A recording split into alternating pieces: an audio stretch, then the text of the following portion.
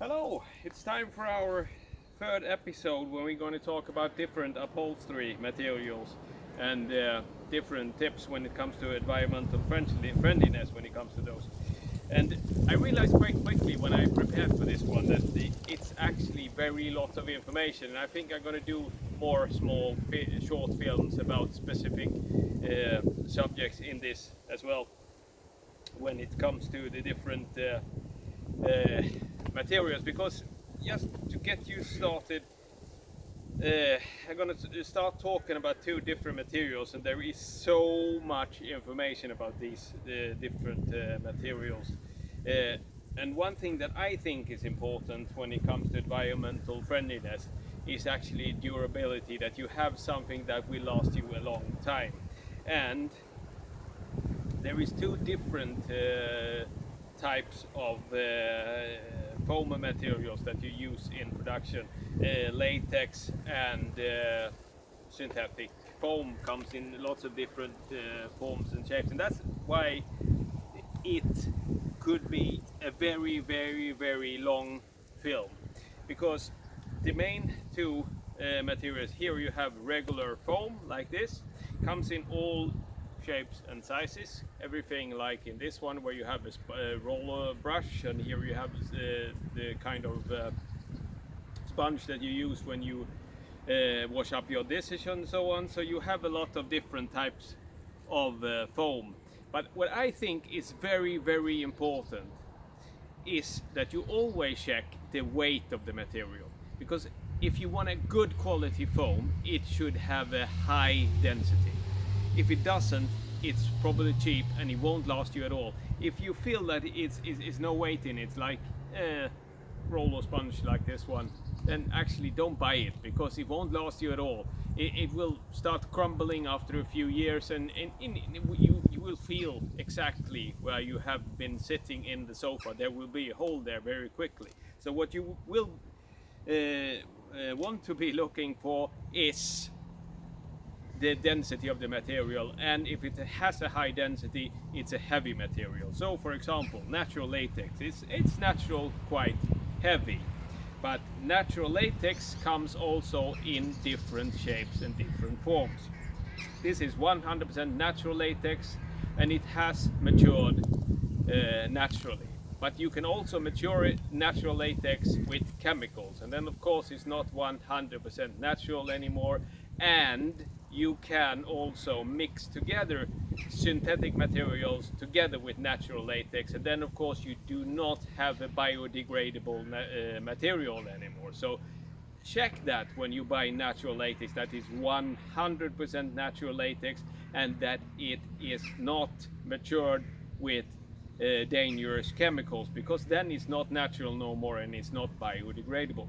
So that's one thing for you. And when it comes to foam, I want to show you two different main there is more of course, but I want to show you two different ones.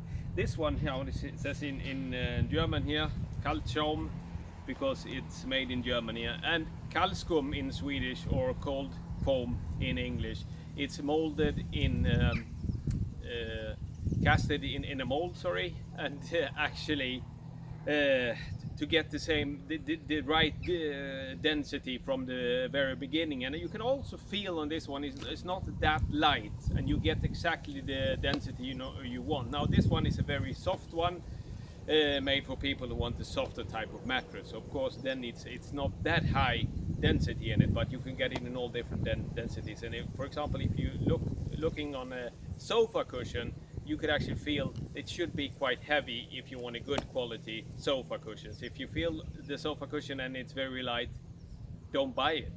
And especially if it's very light and still feels quite firm from the beginning, because then it's exactly the same thing as if you buy a new kitchen sponge like this one that you use for the dishes. It actually feels quite hard in the beginning, but after making two or three, after you've been washing up 2 or 3 times, it's actually very soft. And exactly the same thing will happen with your sofa cushion. So if you buy a cheap sofa cushion that actually feels hard in the beginning, and after just a few times when you have been sitting in the sofa, or just a few years, it will be completely useless. You're going to have to buy yourself a new sofa because it is not.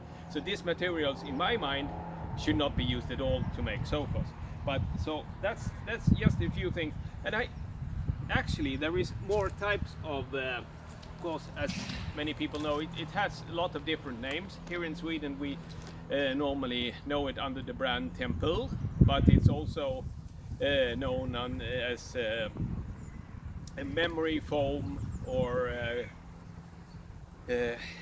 viscoelastisk skum in Swedish, or visco foam in English, or in many other languages also use the visco. I think that's the real term for the material itself, and then it comes in different brands, and that's something that really remembers how you feel, because it keeps the shape. If you, for example, push your hand in like this, then it keeps the shape of you. So some people like that, and they're actually quite good quality material.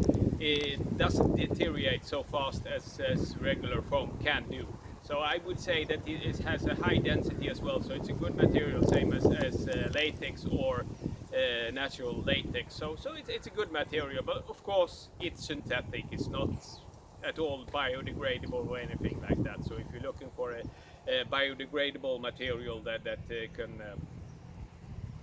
be thrown on the compost if you want when you finish with it, then of course you should not buy any kind of foam material other than 100% natural latex with no chemicals in it. So that's one thing. And then I also, because in many sofas, and especially in sofa beds, as we sell a lot of, you have different type of spring systems in them, like Bonnell springs, and the most common one nowadays, if you want to use it every single night, is pocket spring.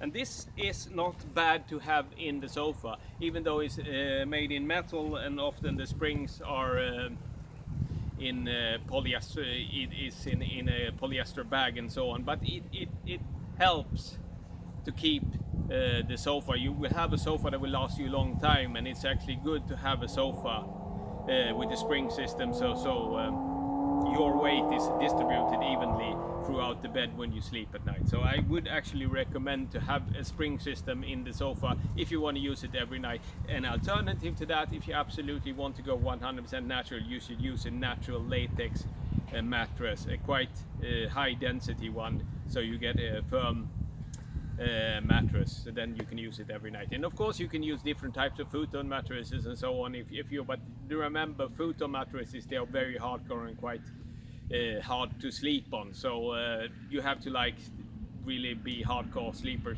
to be able to enjoy them. But if you do, be my guest, they are very good for the environment and good for you as well. So it's a little bit about different foam materials and different spring systems, because just to mention one more thing before I move on. Bonnell springs, this kind of system where you have all the metal springs tightened together with a metal spring like this, and this pocket spring system like this is so normally the pocket spring system is a little bit better. That's why we sell it more, because that distributes the weight more evenly throughout the mattress. And one disadvantage with Bonnell springs as well, why it comes normally on the cheaper models, is that it can actually break. So you can have, for example, if you've seen a Donald Duck movie sometimes, we say boing in the mattress, then you have a Bonnell spring mattress, because it can actually break. And that's why many bed producers today have lifetime warranty on the bed, and if you read the small text down under, it's because they have a warranty for it, that the spring should not break. But it doesn't do that normally when you have it in a bag, polyester bag like this. So that's one small thing. So if you want the best one, you should actually go for pocket spring mattress, and it comes of course in firm and the light and so on. Like you hear, I could go on forever. We will do different movies about those different spring systems, and we will do new movies about different foam systems as well. So we will go on. I will go on to talk about a little bit more about the different materials and how they feel and how they are and so on in the sofas. The most common one that we have that is of course 100% biodegradable is cotton, like this one. And then when you have it like this, it actually feels quite fluffy. So you think, oh, maybe if I have a lot of cotton, it will feel very fluffy. I will have a very soft sofa. But no, you won't, and you will not have a soft mattress either, because when you put cotton on top of each other like this, it actually becomes quite firm. So it's firm, and it's also very heavy. If you have you can see the films we made about different futon mattresses as well. You see, if you have a thick futon mattress, it's very heavy. It actually weighs a lot. So it's a fluffy materials. And you also have the thing with cotton here. If you push it together like this, you can make it really small. But then you can also fluff it up again like this, no problem. So you can make it fluffy, and that's why if you have a futon mattress, for example, you have to treat it from time to time so you get the fluffiness back into the material. So that's one thing with cotton. And of course, like I've said in the first movie, you should be looking for GOTS cotton, which is certified and so on, so you know it's grown in a way so the environment is not disturbed. And I want to show you here, I have one that is in very many of our futon mattresses and in many different types of mattresses as well, and that is cocoa fiber. And cocoa fiber actually comes in different shapes and sizes that as well. Normally, because this is important if you're allergic, for example, to latex or something like that, that you look. Here you have one cocoa fiber, it's just 100% cocoa fiber together, that is really pressed together really hard, and then it's 100% cocoa fiber. But as you see, it doesn't hold together so good. You actually almost feel like you wanted some kind of glue, and that was in this one. This one is cocoa fiber glued together with natural latex, so you have a tiny little bit softer feeling to it, but it's still very, very firm material, but it's glued together with some natural latex, and that's often in the middle of the mattresses. You also have some different spring mattresses on our webpage where you have cocoa fiber in the middle, just to stiffen up the mattress a little bit. And this material, I think, is really good for the environment. It's renewable because it's used from the bark of the coconut tree and so on, so it can actually be done again and again and again. Same thing with the natural latex one, is also from the tree. You just tap a little bit of the latex from the tree, but you don't have to chop down the actual tree. And the same thing with the cocoa fiber, you still have the tree and you can just take the fiber, so it's actually good for the environment, I think. And another thing that is also sometimes in the mattresses is like this one, you have palm leaves. It also comes in different you have, for example, seaweed and so on. So, but when it comes to seaweed, I at least haven't found any way where it's certified and so on. So, because I've seen there could be some problems also how they harvest seaweeds. You can actually destroy seaweed, natural seaweed growth and so on. So, but if it's done in a good way for the environment, of course, seaweed is also a biodegradable material and a good material to have in the mattress, because it can suck up moist natural in the mattress without actually rot like many other materials. So I think seaweed is good in that way, but I haven't found any kind of certification for it. And some other materials that we sell a lot of, which is very important, very popular. One material that I like, probably my favorite material, but of course there is many people that actually don't like it, because this is horsehair. And of course there are issues with horsehair as well, but this is a very extremely durable material, because horsehair is not made from fibers like cotton and seaweed, palm leaves, whatever you have here. Most of it's natural materials. They're made from different types of fibers, and the fibers they will age naturally and they will break down. But when it comes to horsehair, it's the same as human hair. It's actually made from, I have no exact figure for it, but it's mostly fat. So it will actually last a lifetime. And I've seen horsehair mattresses which is over 100 years old, and they're like completely new. You can press them together and they come out again. So it's a very durable material, a little bit expensive but very durable. And there is different certifications for horsehair as well, and it's mostly taken off from the butcher houses and so on when they have killed the horses. So I can understand some people don't want to buy these materials, of course, if you're vegan and so on, but it's extremely durable material. And now for the last material I'm going to talk about today is actually wool. And wool comes also, as most materials, in a lot of different shapes and forms, because of course it comes from a lot of different animals. And there is the two ones that is most commonly used are merino wool, like this one.